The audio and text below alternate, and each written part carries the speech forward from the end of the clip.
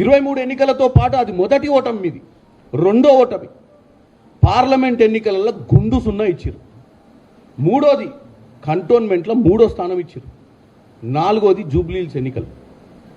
ఇంకా కూడా మీరు వచ్చి ప్రెస్ మీట్ పెట్టి తెలంగాణలో కాంగ్రెస్ పార్టీ వైఖరి మార్చుకోవాలి, తెలంగాణ ప్రజల గురించి ఆలోచించాలని చెప్పాల్సినటువంటి పరిస్థితి, మాకు వినాల్సిన పరిస్థితి, చెప్పే స్థాయి మీకు లేదు. ఎందుకంటే గంట క్రితమే తేలింది లెక్క, మనం ఎక్కడున్నామో మన పరిస్థితి ఎక్కడుందో.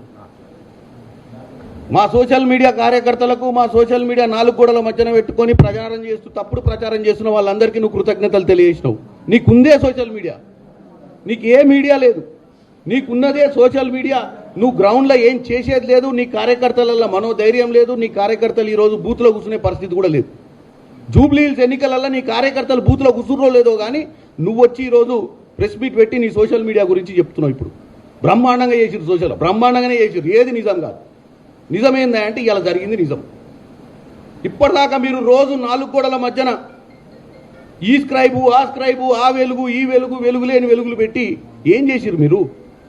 మేము మాట్లాడే ప్రతిదాన్ని మధ్య మధ్యన అక్షరాలు కత్తిరించి ప్రజలకు వాట్సాప్లలో పంపిస్తే ఓట్లు దండుకొని పడతాయి అనుకొని పిచ్చి ఆలోచనతో ఉన్న మీకు ఇలా ప్రజలు బుద్ధి చెప్పిర్రు.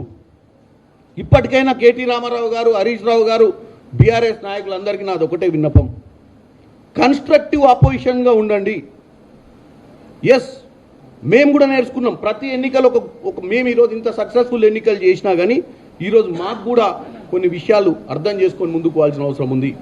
ఈరోజు మీరు కేవలం మా కుటుంబంలో ఉన్నటువంటి చిన్న చిన్న టీ కప్పులో తుఫాన్ లాంటి సమస్యలను ఒక పెను తుఫాన్ కింద చూపించి ప్రజలను మభ్యపెట్టి ఇక పాలన అయిపోయింది, వీళ్ళు పాలన చేత కాదని చెప్పి ప్రయత్నం చేసినావు. ఇలా మా ముఖ్యమంత్రి రేవంత్ రెడ్డి గారు అందరినీ సమన్వయం చేయగలిగింది.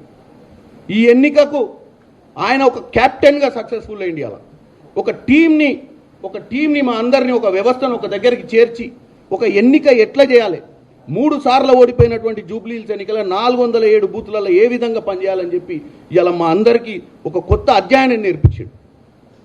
మేము కూడా చాలా నేర్చుకున్నాం ఈ ఎన్నికలల్లో.